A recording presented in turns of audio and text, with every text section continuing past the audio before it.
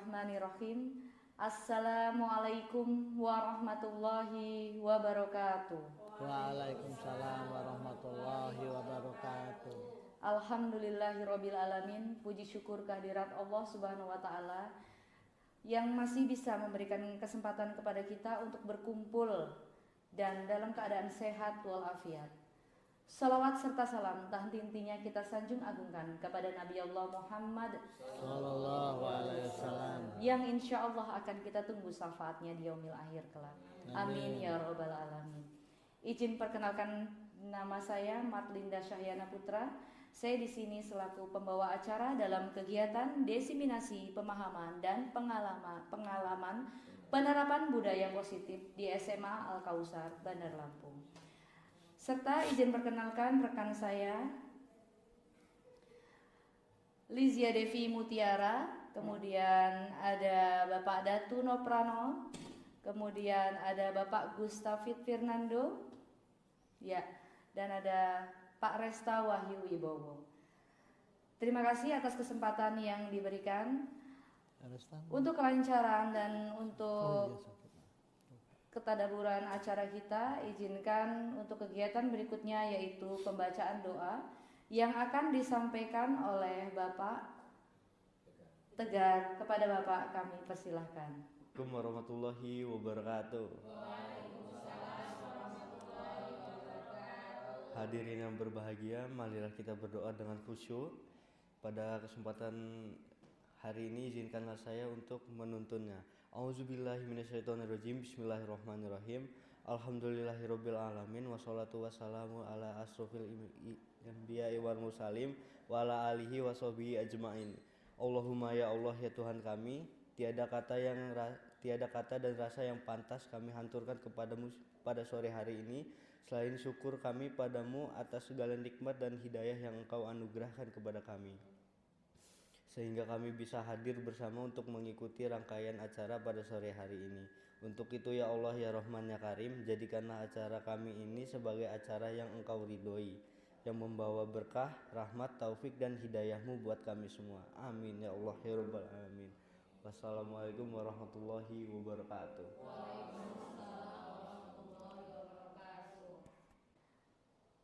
Amin, amin ya rabbal alamin. Terima kasih kepada Bapak Tegar atas pimpinan doanya.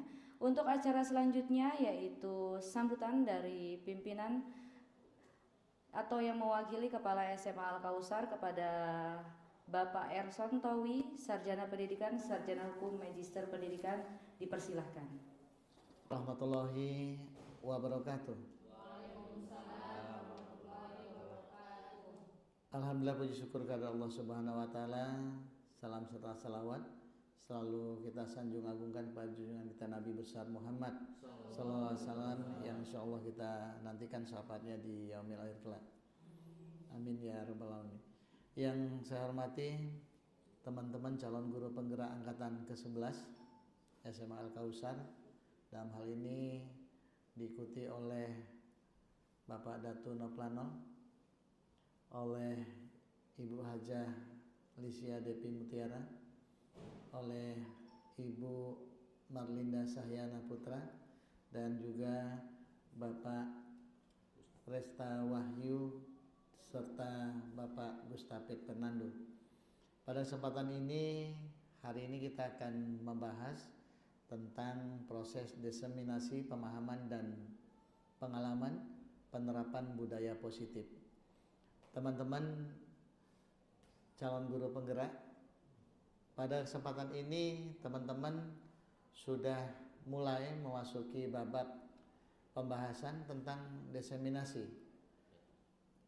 diseminasi pemahaman. Lalu yang kedua, bagaimana pengalaman penerapan budaya positif. Tentunya dalam kegiatan guru penggerak banyak hal yang didapat oleh teman-teman semua yang nantinya dapat kita terapkan dalam kehidupan kita sehari-hari dalam rangka kita meningkatkan motivasi belajar siswa dan juga memberikan pengalaman-pengalaman yang menarik bagi mereka agar mereka tetap mempunyai semangat untuk meraih cita-citanya. Beberapa budaya positif yang memang sudah harus kita laksanakan, itu tentunya sebagian sudah kita laksanakan sebagai tradisi di sekolah kita. Diawali dengan pagi hari kita menunggu dan menyambut peserta didik kita, anak-anak kita untuk datang ke sekolah dengan hati riang, gembira dan bahagia, sehingga mereka sampai di sekolah dalam perasaan nyaman.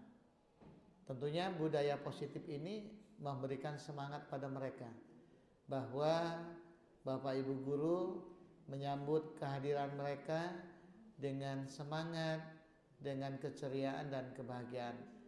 Tentunya ini menjadi sebuah support bagi mereka untuk dapat menerima dan melaksanakan serta melakukan berbagai hal dalam proses kegiatan belajar dan mengajar di kelas. Lalu yang kedua, budaya positif yang kita sudah biasa lakukan, nanti di-compare dengan beberapa materi-materi yang didapat melalui program pendidikan guru penggerak ini, tentunya akan menambah juga motivasi bagi siswa. Nah, budaya positif yang kedua, selain kita pagi menerima, lalu kita menebarkan salam. Satu sama lain kita berikan contoh, guru sesama guru mengucapkan salam, saling bertanya tentang keadaan dan kesehatan pada hari ini. Nah, ini juga merupakan satu bentuk perhatian kita pada murid-murid kita, peserta didik, siswa-siswi kita, karena mereka merasa bahwa setelah mereka sampai di sekolah ada Bapak Ibu guru yang memperhatikan mereka, menerima mereka, lalu menanyakan keadaan, kabar mereka pada hari ini. Dilanjutkan pada nilai-nilai budaya positif dalam hal nilai-nilai budaya religius. Tentunya hal-hal yang biasa kita lakukan, nilai religius ini ditandai dengan literasi berupa pembacaan ayat suci Al-Quran, lalu juga zikir pagi dan juga doa bersama. Ini untuk mengawali kegiatan belajar di kelas. Jadi semua rangkaian kita awali dengan doa. Setelah itu juga budaya positif yang perlu kita jaga dan tetap kita laksanakan setelah kita juga lulus dalam program kegiatan pendidikan guru penggerak angkatan ke-11 ini. Tentunya budaya positif yang ada setelah literasi, berdoa dan juga zikir pagi di kelas, tentunya Bapak Ibu memberikan semangat kepada peserta didik kita dengan mengajak mereka mendiskusikan kembali materi-materi yang telah ada atau telah mereka terima pada saat-saat waktu sebelumnya. Ini juga untuk memberikan proses pada mereka, membuka wawasan mereka, mengingat kembali kegiatan-kegiatan yang sudah mereka lakukan sebelumnya. Setelah itu juga budaya positif dalam proses penanganan. Nanti teman-teman akan mendapatkan triangulasi tentang proses siswa atau peserta didik dalam kegiatan belajar, dalam kegiatan penanganan masalah dan lain sebagainya. Nah, hal-hal ini merupakan hal-hal yang nanti akan kita lakukan setiap hari, selalu bersama-sama untuk memberikan support positif. Jadi membudayakan hal-hal yang sudah menjadi satu bagian dari pembiasaan. Nah, teman-teman dari calon guru penggerak angkatan ke-11, banyak hal dalam budaya positif ini yang bisa kita gali, kita kembangkan, lalu kita tularkan. Tidak hanya sekedar kita guru kepada siswa, tapi siswa kepada siswa. Antara lain adalah budaya bergotong royong, budaya tepo seliro, saling menghargai, saling memperhatikan satu sama lain, sehingga tercipta sebuah rasa kekeluargaan baik di dalam kelas, antar kelas, dan di dalam sekolah. Nah, budaya-budaya ini tentunya juga akan memberikan dorongan. Tidak hanya budaya yang berkembang antara guru dan siswa, tapi antara siswa dan siswa, antara siswa dan juga lingkungan. Di mana selain siswa berhadapan dengan guru, siswa juga berhadapan dengan tenaga-tenaga kependidikan kita, yaitu para staf tata usaha yang menyediakan berbagai macam kebutuhan administrasi, dari mulai administrasi dan kelengkapan serta persiapan alat pendukung seperti ruangan, lalu juga alat tulis, dan juga beberapa hal yang memang kita butuhkan. Nah, budaya positif ini setelah guru, siswa dan siswa dengan lingkungannya, juga budaya positif terhadap alam sekitarnya, yaitu bagaimana kita ciptakan budaya positif di kalangan siswa untuk dapat menjaga lingkungan sekitarnya untuk tetap bersih, sehingga lahir nanti budaya bersih. Budaya juga makan, budaya bertegur sapa, sehingga banyak hal yang positif yang bisa kita munculkan dalam proses kegiatan guru penggerak ini. Selain itu juga teman-teman calon guru penggerak angkatan ke-11, budaya-budaya positif yang ada selain kita terapkan juga menjadi pemahaman yang harus kita samakan, baik guru, siswa, dan lingkungan serta seluruh warga sekolah. Kalau budaya positif ini sudah kita laksanakan di dalam warga sekolah, maka kita akan hubungkan yaitu dengan orang tua. Artinya orang tua ini harus mengetahui bahwa banyak budaya positif yang harus kita laksanakan. Kalau di sekolah diawali oleh kita Bapak Ibu guru dengan menyambut mereka, tentunya budaya positif di rumah, bagaimana orang tua dapat melepas siswa-siswinya juga dengan ucapan salam serta doa, dan juga nilai-nilai positif lainnya yang memang biasa menjadi sebuah pembiasaan di lingkungan keluarga masing-masing. Nah, dengan adanya proses pembiasaan dengan pemahaman yang sama, maka pengalaman-pengalaman yang diterima oleh peserta didik di rumah, peserta didik di sekolah, ini dapat kita terapkan. Tidak hanya untuk di sekolah, tetapi juga untuk di rumah. Itu yang kita akan lakukan oleh kita semua sebagai warga sekolah dan warga masyarakat dalam proses diseminasi pemahaman dan juga pengalaman penerapan budaya positif. Itu yang dapat saya sampaikan. Tentunya tetap semangat pada teman-teman calon guru penggerak untuk juga tetap menjaga kekompakan, menjaga kesehatan, karena memang tugas-tugas dalam guru penggerak ini memang banyak, tetapi yakinlah apa yang dilakukan oleh kita dalam proses program pendidikan guru penggerak ini tentunya akan bermanfaat bagi kemajuan pendidikan. Demikian yang dapat saya sampaikan. Sekali lagi mewakili Bapak Sekolah mengucapkan selamat terus melaksanakan proses pendidikan guru penggerak ini.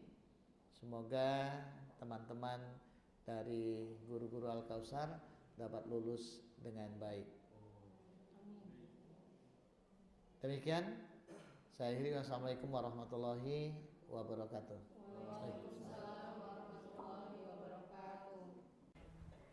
Terima kasih kepada Bapak Ersantowi atas sambutannya. Untuk kegiatan selanjutnya yaitu pemaparan materi tentang diseminasi budaya positif yang akan kita dengarkan bersama-sama. Bismillahirrahmanirrahim. Assalamualaikum warahmatullahi wabarakatuh. Waalaikumsalam warahmatullahi wabarakatuh. Puji syukur kita panjatkan kehadiran Allah Subhanahu wa taala karena berkat beliaulah kita bisa berada di sini dalam keadaan kondisi sehat walafiat. Salawat dan salam tak lupa kita sanjung agung kepada junjungan kita Nabi Allah, Nabi Muhammad yang insya Allah kita tunggu syafaatnya di yaumil kiamat. Amin. Yang pertama-tama saya ucapkan makasih kepada Bapak Kepala Sekolah yang dalam hal ini diwakili oleh Bapak Wakil Kepala Sekolah Bidang Kesiswaan, Bapak Erson Towi, SPD, SH, MPD, yang tadi sudah kita dengarkan semua bagaimana beliau juga kebetulan sebagai guru penggerak angkatan ke-7 ya Pak Erson ya, memberikan banyak sekali masukan kepada kita semua. Oke, dilihat dari judul Diseminasi Pemahaman dan Pengalaman Penerapan Budaya Positif. Di sini kami yang kebetulan beranggotakan slide berikutnya Mister, 5 orang, yaitu saya, Rizky Adi Mutiara. Yang kedua adalah Bu Matlinda Syahyana Putra. Yang ketiga adalah Bapak Datu Nauflano. Yang keempat adalah Bapak Gustafid Pirnando. Yang terakhir adalah Bapak Restawaki Wibowo. Kami di sini tergabung dalam CGP Angkatan ke-7 Kota Bandar Lampung, Angkatan ke-11, maaf salah. Angkatan 11 Kota Bandar Lampung berasal dari SMA Al Kausar Bandar Lampung. Hari ini kami ingin membagi praktik baik kepada Bapak Ibu sekalian setelah kami menempuh pendidikan yang sekitar 2 bulan ya. Pada saatnya kami akan berbagi praktik baik mengenai budaya positif.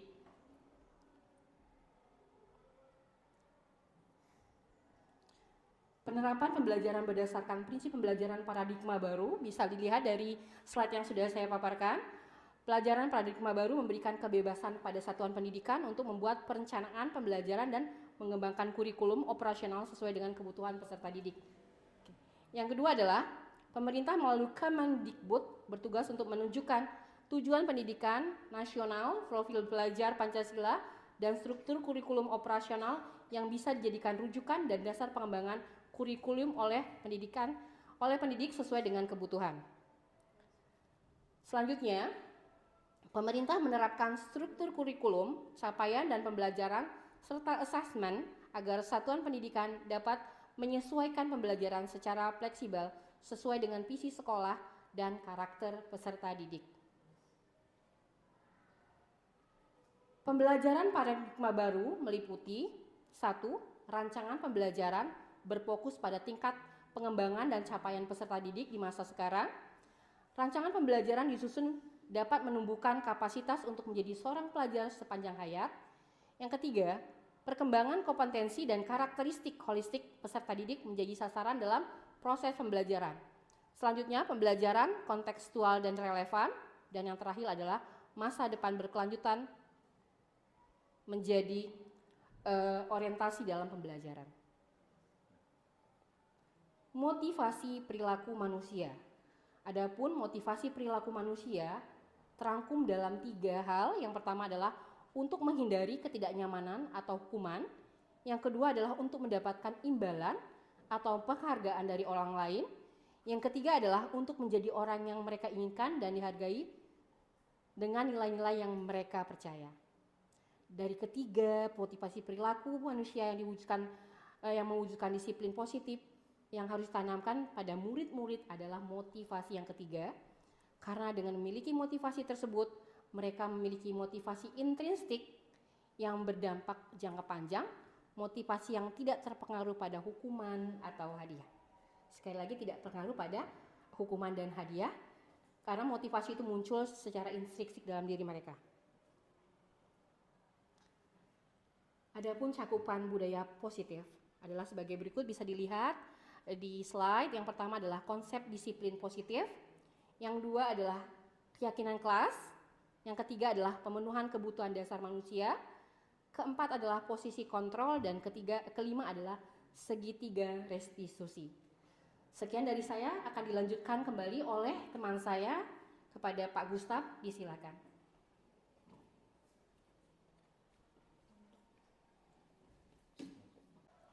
Baik Bapak Ibu, saya akan paparkan di sini tentang konsep disiplin positif ya.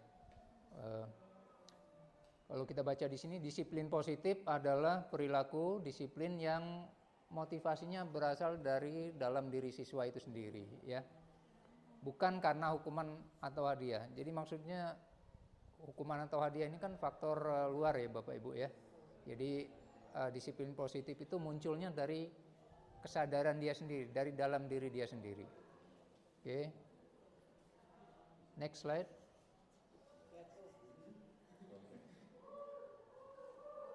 Di sini kita beri beberapa contoh ya tentang disiplin positif. Di antaranya datang ke sekolah tepat waktu, kemudian ada lagi mengenakan seragam sesuai dengan aturan, kemudian mengumpulkan tugas tepat waktu, tertib dalam mengikuti pelajaran, dan masih banyak lagi contoh budaya positif yang lain ya. Adapun penerapan disiplin positif yang sudah kita laksanakan, yaitu guru dan staf sekolah memberikan contoh dengan menunjukkan sikap yang positif. Jadi sikap positif yang ditunjukkan oleh guru dan staf ini akan dilihat oleh siswa. Jadi dengan demikian nanti muncul motivasi dari dalam diri siswa itu sendiri. Kemudian membuat aturan yang jelas dan konsisten. Dan pastikan bahwa aturan tersebut dapat diterapkan secara adil. Jadi kalau aturan itu kita tidak terapkan secara konsisten, maka akan tidak efektif ya Bapak Ibu. Karena di mata siswa nanti siswa juga menganggap aturan itu tidak permanen gitu ya, tidak konsisten. Yang ketiga, memberikan bimbingan positif bagi siswa daripada hukuman dengan memahamkan mereka tentang dampak dari perilaku yang diperbuat dan cara mengubahnya. Penerapan yang lain adalah memberikan pelatihan atau program untuk melakukan pengembangan. Selanjutnya, memberikan tanggung jawab kepada siswa pada pengelolaan kelas. Ya, jadi kita berikan tanggung jawab, kita latih mereka untuk bertanggung jawab. Kemudian memberikan layanan konseling dan dukungan mental untuk siswa yang membutuhkan pemahaman. Ya, jadi kita harus siap memberikan layanan konseling. Mungkin selanjutnya slide. Kemudian aspek yang kedua yaitu keyakinan kelas. Kalau di sini pengertiannya adalah nilai-nilai kebaikan atau prinsip yang disepakati bersama, berupa seperangkat aturan kelas yang telah disepakati bersama. Dengan membuat keyakinan kelas, siswa lebih bersemangat untuk melaksanakan prinsip atau nilai yang mereka buat. Jadi kesepakatan kelas itu penting ya Bapak Ibu, agar mereka taati bersama. Contohnya adalah dari aspek menghormati ini. Hormati semua orang. Jadi nanti siswa diharapkan bisa menghormati semua orang. Kemudian kerjasama dan kolaborasi. Ketiga, jujur dan bertanggung jawab. Yang keempat, berusaha yang terbaik,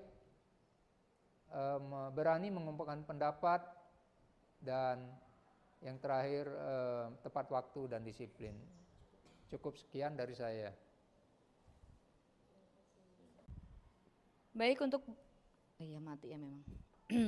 Baik untuk berikutnya yaitu kebutuhan dasar manusia. Unsur-unsur yang dibutuhkan oleh manusia dalam menjaga keseimbangan baik secara fisiologis maupun psikis. Hal ini tentunya bertujuan untuk mempertahankan kehidupan dan kesehatan. Yang berikutnya adalah pemenuhan kebutuhan dasar manusia. Jadi manusia itu mempunyai 5 kebutuhan dasar. Yang pertama adalah kebutuhan untuk bertahan hidup. Yang kedua, kebutuhan akan kasih sayang dan rasa diterima. Yang ketiga, kebebasan. Yang keempat, kesenangan. Dan yang terakhir adalah penguasaan. Kemudian ada posisi kontrol guru di sekolah. Di sini ada 5 posisi kontrol guru di sekolah. Yang pertama sebagai penghukum, Yang kedua, pembuat rasa bersalah. Yang berikutnya adalah sebagai teman, kemudian sebagai pemantau, dan yang terakhir sebagai manajer. Baik, penjelasan untuk posisi guru. Yang pertama adalah sebagai penghukum. Bagaimana seorang guru bisa menggunakan hukuman fisik maupun verbal. Biasanya kalau kita menghukum orang tuh biasanya menggunakan fisik ataupun verbal. Kemudian orang yang menjalankan posisi lingkungan hukum kemudian senantiasa mengatakan bahwa sekolah memerlukan sistem atau alat yang dapat lebih menekan murid-murid lebih dalam lagi. Kemudian yang kedua adalah pembuat rasa bersalah. Pada posisi ini biasanya guru akan bersuara lebih lembut, menggunakan keheningannya yang membuat orang lain itu merasa kurang nyaman dan membuat orang lain merasa bersalah atau rendah diri. Kemudian yang ketiga sebagai teman. Biasanya kalau posisi kontrol guru sebagai teman, itu guru pada posisi tidak menyakiti murid. Jadi lebih kepada friendly, namun akan berupaya mengontrol murid melalui persuasi, begitu. Kemudian yang keempat sebagai pemantau. Pada posisi ini berarti guru itu mengawasi, kemudian pada saat mengawasi kita juga bertanggung jawab atas perilaku orang yang kita awasi itu. Jadi guru sebagai pengawas itu kita bertanggung jawab atas apa yang dilakukan murid yang sedang kita awasi. Yang terakhir yaitu sebagai manajer. Bagaimana guru itu berbuat sesuatu bersama dengan murid. Jadi mempersilahkan murid untuk mempertanggungjawabkan perilakunya, mendukung murid agar dapat mengemukakan solusi atas permasalahannya sendiri. Yang berikutnya adalah segitiga restitusi. Segitiga restitusi adalah proses menciptakan kondisi bagi murid untuk memperbaiki kesalahannya, sehingga karakter mereka lebih kuat ketika kembali pada kelompoknya. Segitiga restitusi itu ada 3 tahapan. Yang pertama adalah menstabilkan identitas, kemudian yang kedua memvalidasi tindakan yang salah, kemudian yang ketiga adalah menanyakan keyakinan. Baik, itu saja yang dapat saya sampaikan. Terima kasih atas kesempatannya. Saya lanjutkan kepada rekan saya yang berikutnya. Baik, Assalamualaikum warahmatullahi wabarakatuh. Selanjutnya saya akan menyampaikan berkaitan dengan strategi melakukan restitusi meliputi. Yang pertama, menstabilkan identitas, di mana saat anak berbuat salah ada kebutuhan dasar yang tidak terpenuhi bagi mereka. Maka langkah ini bertujuan untuk mengubah orang yang gagal karena berbuat kesalahan menjadi orang yang sukses. Berikut yang kedua adalah validasi tindakan yang salah. Guru berupaya memahami tindakan dasar yang melatar belakangi anak yang berbuat kesalahan. Dan ketiga, menanyakan keyakinan. Manusia termotivasi secara internal saat langkah 1 dan 2 sukses dilakukan, anak akan siap dihubungkan dengan nilai-nilai yang dia percaya.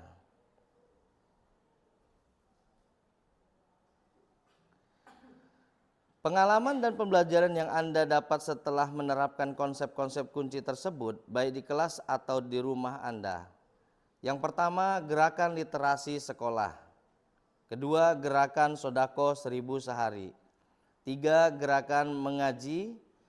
Keempat, kegiatan ekstrakurikuler. Kelima, kegiatan pembiasaan awal dan akhir proses belajar.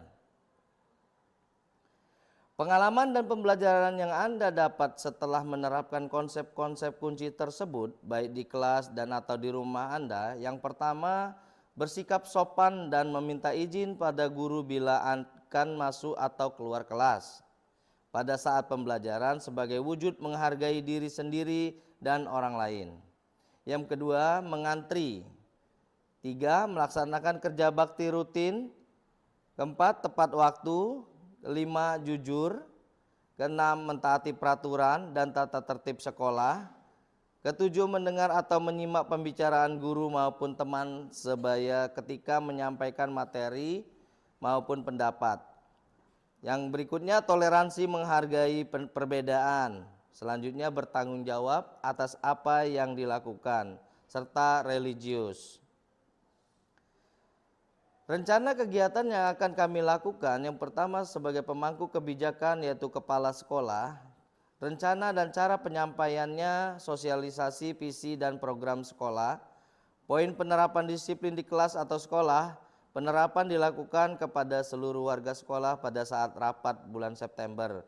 Keterangan tahapan pelaksanaan, yang pertama, melakukan koordinasi dulu dengan kepala sekolah. Kedua, mendiseminasi program dengan seluruh warga sekolah. Ketiga, merancang program. Keempat, melakukan aksi nyata. Lalu kelima, melakukan refleksi kegiatan serta membuat merancang tindak lanjut.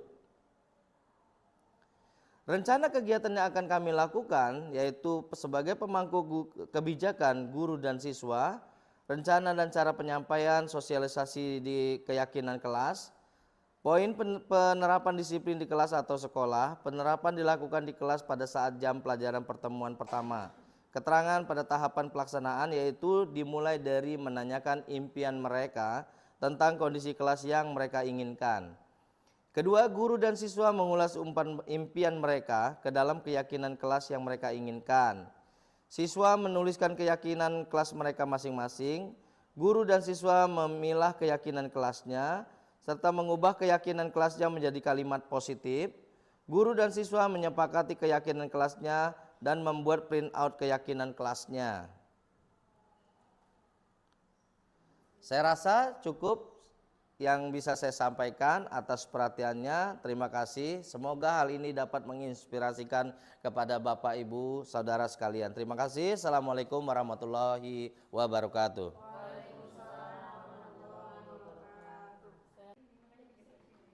Oke, terima kasih Bapak Ibu masih mendengarkan kami semuanya ya. Adapun setelah kami memaparkan apa yang menjadi materi hari ini, kami akan melakukan dua kegiatan budaya positif. Yang pertama adalah sosialisasi visi dan program sekolah. Yang kedua adalah keyakinan kelas. Tahapan dalam melaksanakan sosialisasi visi dan program sekolah, pertama yang menjadi pemangku kebijakan ini adalah Bapak Kepala Sekolah. Lalu rencana dan cara penyampaian yang akan kami lakukan adalah sosialisasi visi dan program sekolah. Poin penerapan disiplin di kelas atau di sekolah, adapun poin penerapannya akan dilakukan di seluruh warga sekolah, berarti berada di sekolah. Langkah apa yang akan kami lakukan? Pertama adalah melakukan koordinasi dulu kepada Bapak Kepala Sekolah. Selanjutnya kami melakukan diseminasi program dengan seluruh warga sekolah, seperti contohnya saat ini. Lalu selanjutnya kami melakukan perancangan program. Selanjutnya adalah melakukan aksi nyata. Apa yang akan kami lakukan?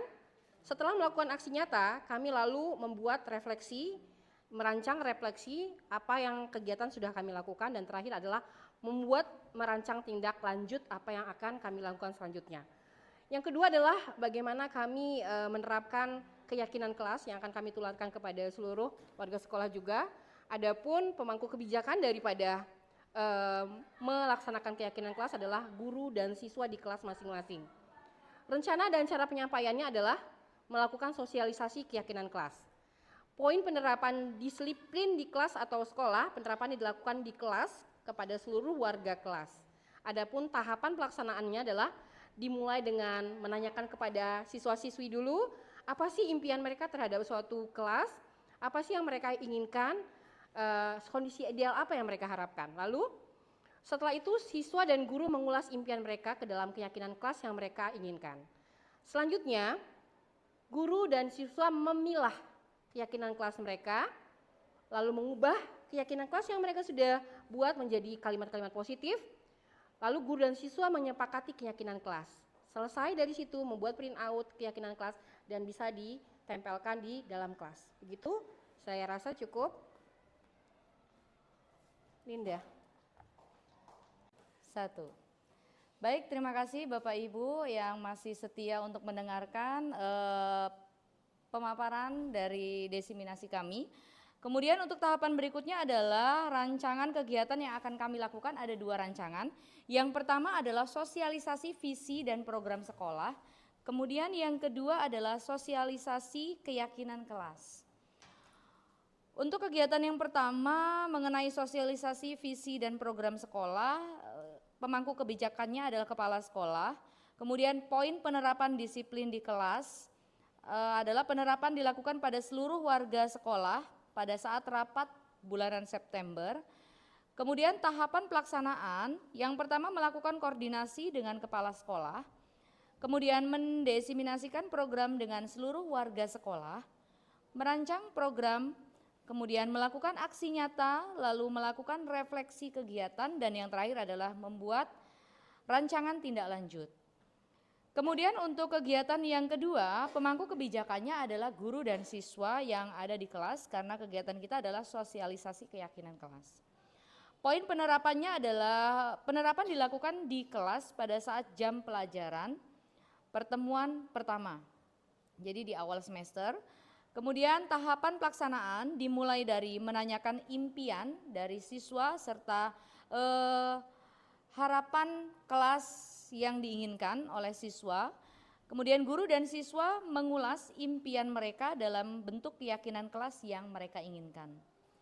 Selanjutnya siswa menuliskan keyakinan kelas mereka masing-masing. Guru dan siswa memilah keyakinan kelas. Selanjutnya mengubah keyakinan kelas menjadi kalimat positif. Lalu guru dan siswa menyepakati keyakinan kelas yang sudah kita tuliskan bersama, dan yang terakhir adalah membuat print out keyakinan kelas. Itu tadi 2 rancangan kegiatan yang akan kita laksanakan berkaitan dengan sosialisasi visi program sekolah dan sosialisasi keyakinan sekolah. Terima kasih. Wassalamualaikum warahmatullahi wabarakatuh.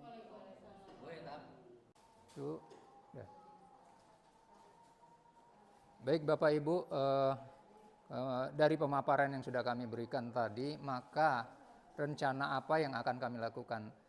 Rencana kami yang akan lakukan adalah terbagi 2 tahap ya Bapak Ibu. Yang pertama adalah sosialisasi visi dan program sekolah. Yang kedua adalah sosialisasi keyakinan kelas. Untuk yang pertama yaitu sosialisasi visi dan program sekolah. Di sini pemangku kebijakan adalah kepala sekolah. Sedangkan poin penerapan disiplin di kelas atau di sekolah, penerapan dilakukan kepada seluruh warga sekolah pada saat rapat bulan September. Untuk tahapan pelaksanaan, yang pertama melakukan koordinasi dengan kepala sekolah, yang kedua mendesiminasi program dengan seluruh warga sekolah. Selanjutnya merancang program, kemudian melakukan aksi nyata, melakukan refleksi kegiatan, yang terakhir membuat dan merancang tindak lanjut. Sedangkan untuk rencana yang kedua yaitu sosialisasi keyakinan kelas. Di sini pemangku kebijakannya yaitu guru dan siswa. Poin penerapan disiplin kelas atau sekolah, penerapan dilakukan di kelas pada saat jam pelajaran pertemuan pertama. Adapun tahapan pelaksanaan yaitu yang pertama dimulai dari menanyakan impian kepada siswa tentang kondisi kelas yang mereka inginkan. Kemudian guru dan siswa mengulas impian mereka ke dalam keyakinan kelas yang mereka inginkan.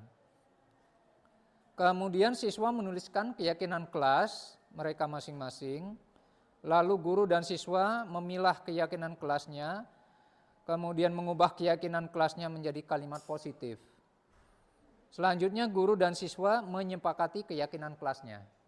Dan terakhir memprint out keyakinan kelas tersebut. Demikian rencana yang akan kami lakukan ke depannya. Terima kasih. Wassalam.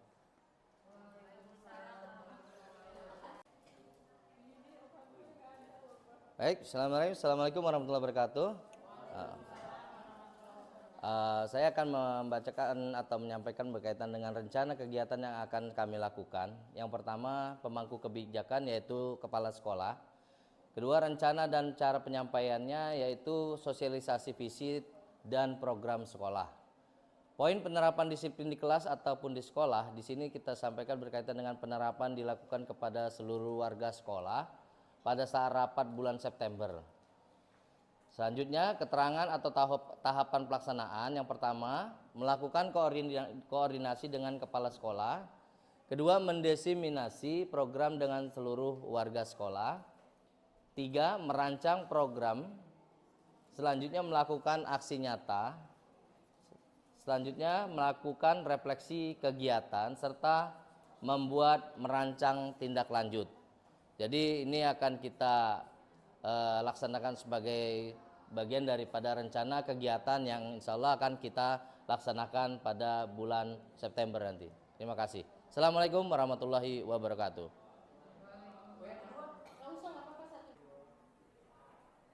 Baik, terima kasih. Untuk acara berikutnya yaitu sesi tanya jawab. Untuk termin pertama akan saya buka 3 penanya. Silakan Bapak Ibu. Terima kasih Bu Dita, silahkan Ibu Dita. Iya, terima kasih Bapak Ibu CGP atas materi yang sudah dipaparkan. Izin bertanya tentang budaya positif. Sejauh apa pemahaman Bapak Ibu terhadap budaya positif yang ada di sekolah? Mungkin itu saja, terima kasih. Assalamualaikum warahmatullahi wabarakatuh. Waalaikumsalam warahmatullahi wabarakatuh. Terima kasih Bu Dita. Saya ingin bertanya, apa manfaat dari desiminasi di sekolah? Ya, sudah Ibu, terima kasih atas pertanyaannya, luar biasa sekali, semangat ya Bapak Ibu. Masih ada yang ingin bertanya lagi? Satu penanya, oke, terima kasih, silakan Ibu.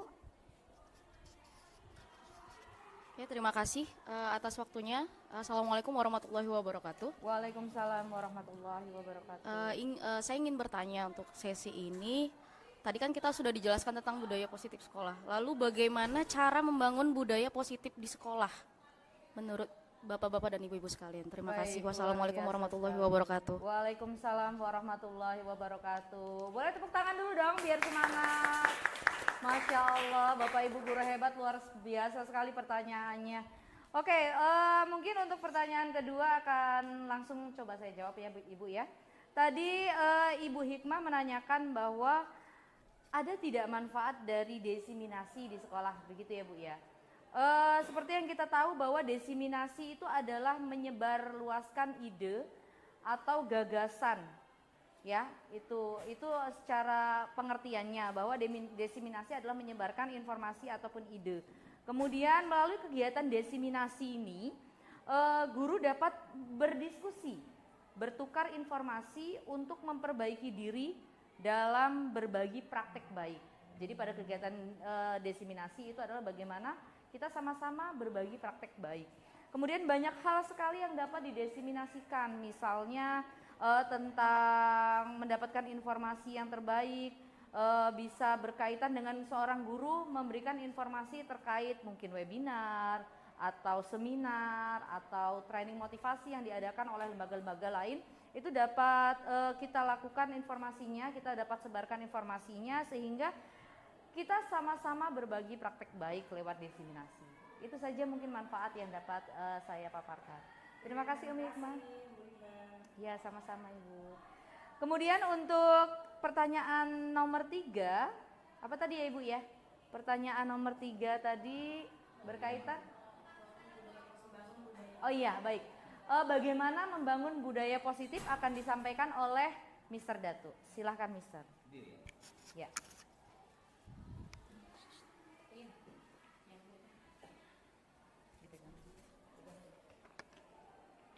Baik, saya akan coba menjawab, izin teman-teman atau Bapak Ibu, kaitannya dengan pertanyaan bagaimana membangun budaya positif di sekolah. Pada intinya budaya positif merupakan upaya menciptakan atmosfer atau lingkungan yang baik di sekolah. Hal ini diperlukan partisipasi untuk seluruh warga sekolah. Ya. Untuk membangun budaya positif agar berjalan dengan baik, itu kita yang pertama membentuk kesamaan pemahaman kepada seluruh warga sekolah.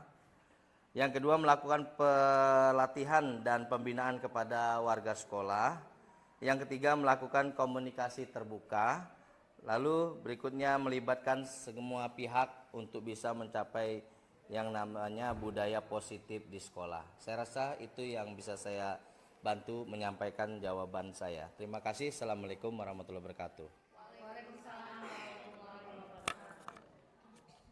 Luar biasa sekali pemaparan dari Bapak CGP, Bapak Datu Noplanol. Untuk pertanyaan berikutnya dari Bu Dita ya Bu Dita. Tadi Bu Dita menanyakan, menurut Bapak Ibu apakah pemahaman tentang budaya positif di sekolah?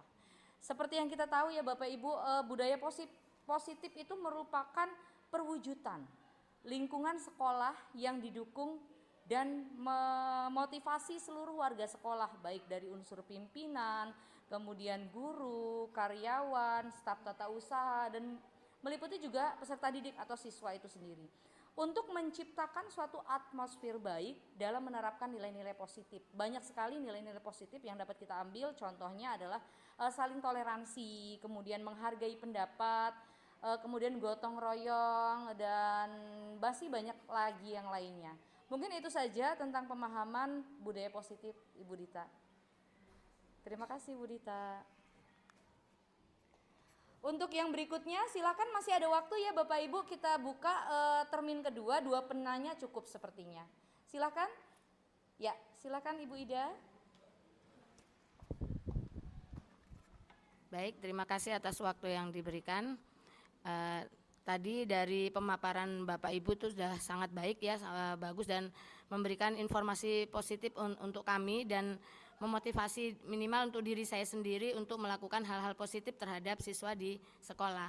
Nah, ini ada yang saya ingin tanyakan, apakah diperbolehkan kita memberikan konsekuensi kepada siswa yang melanggar keyakinan sekolah? Seperti itu, terima kasih. Wow, ini pertanyaannya luar biasa sekali ya. Bagaimana boleh tidak kita memberikan konsekuensi? Oke, satu lagi penanya, Bapak Ibu. Satu pertanyaan lagi. Oke, silakan Ibu. Terima kasih atas waktunya. Langsung aja pertanyaannya, bagaimana peran guru dalam melaksanakan budaya positif di sekolah? Itu saja, terima kasih. Baik, terima kasih Bu Dini atas pertanyaannya. Ya, kita masih ada 2 pertanyaan yang belum terjawab. Yang pertama adalah, bolehkah kita sebagai guru memberikan hukuman kepada siswa yang melanggar peraturan seperti itu. Kemudian yang kedua adalah, apa peran guru dalam hal ini. Yang akan kita jawab oleh rekan saya kepada Pak Gustafid, kami persilahkan.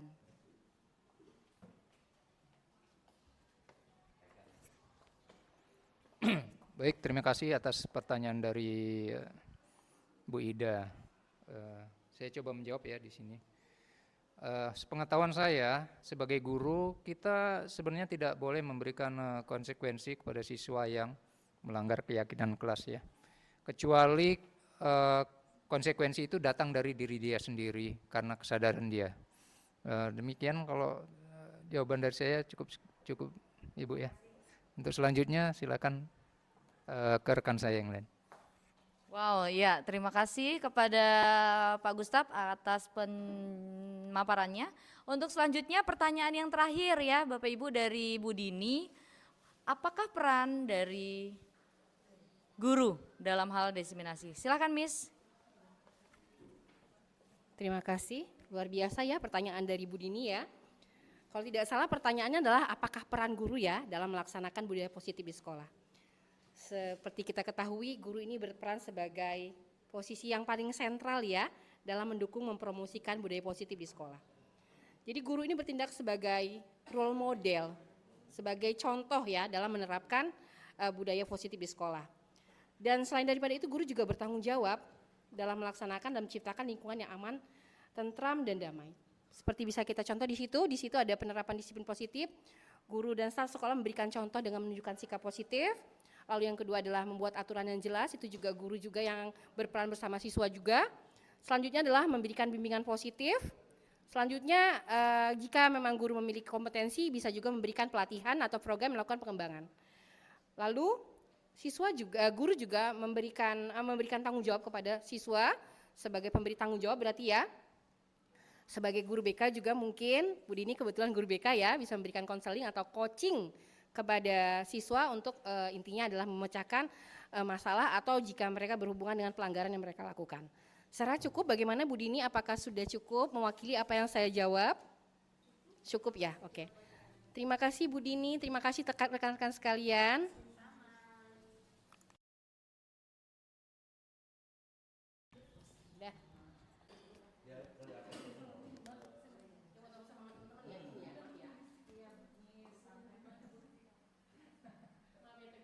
Baik, tibalah kita di penghujung acara kegiatan diseminasi budaya positif.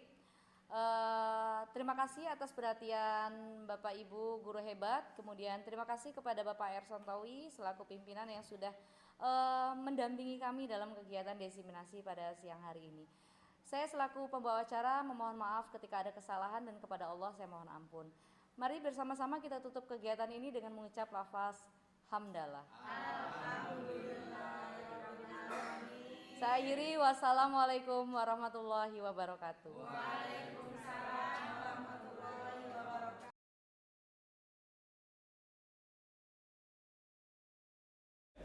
Baik anak-anak sekalian, materi ini kita tadi sudah mencoba menyelesaikan beberapa soal. Mari kita bahas bersama ya.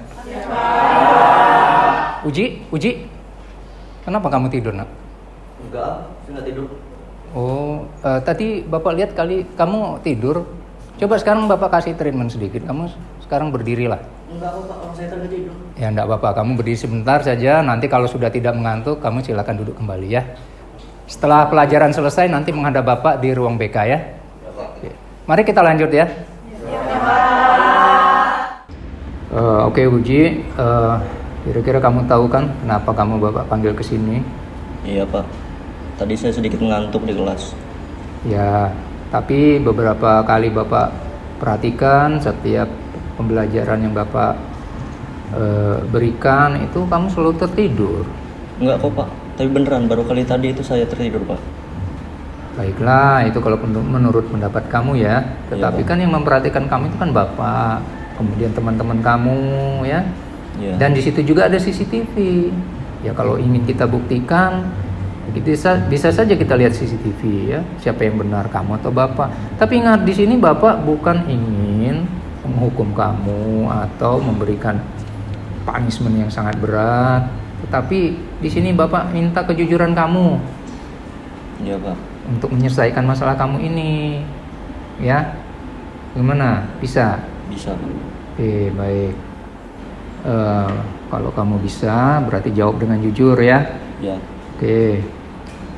Kalau Bapak tanya, kenapa sih kamu kok selalu kelihatannya mengantuk terus setiap pembelajaran yang Bapak berikan? Saya sebenarnya sering begadang Pak. Begadang ya. Kalau boleh Bapak tahu, Bapak tebak sajalah. Main game ya? Benar Pak. Main game. Main game itu boleh. Ya, manusia itu perlu hiburan. Bapak juga dulu pernah muda. Ya, main game Bapak pernah. Tetapi perlu dibatasi. Ya, sesuatu yang berlebihan itu di segala hal itu tidak baik. Bagaimana? Oke Pak. Nah, berarti kamu tahu ya apa yang sudah kamu langgar ini ya? Iya Pak. Apa coba? Aspek tanggung jawab dan saling menghormati Pak. Aspek tanggung jawab dan saling menghormati. Seperti sesuai kesepakatan kelas kita ya? Iya Pak. Oke, ya. Jadi kamu tertidur saat pembelajaran itu berarti kamu tidak menghargai, ya, tidak menghargai kehadiran guru di kelas. Oke. Nah, Bapak tanya, kira-kira kamu ingin nggak memperbaiki keadaan kamu ini? Pengen Pak. Ya, oke. Nah, gimana caranya? Coba, kalau kamu punya ide. Mungkin saya akan memanage waktu saya dalam bermain game sehingga saya tidurnya lebih berkecukupan. Oh iya, waktu istirahat kamu lebih cukup ya sehingga Oke, Uji. Bapak yakin, saya yakinnya kamu bisa melaksanakan itu ya, karena kamu sudah besar. Kedepannya Bapak harap betul kamu bisa memanage waktu istirahat kamu ya. Sekali lagi main game itu boleh, tetapi jangan berlebihan ya. Ingat besoknya kamu ada tugas yaitu belajar ya. Iya. Bapak yakin, saya yakinnya kamu bisa, dan mudah-mudahan kedepannya kamu konsisten menjaga ini ya. Iya, Oke ya Uji ya. Iya. Oke ya, silakan kembali ke kelas. Ya, terima kasih ya.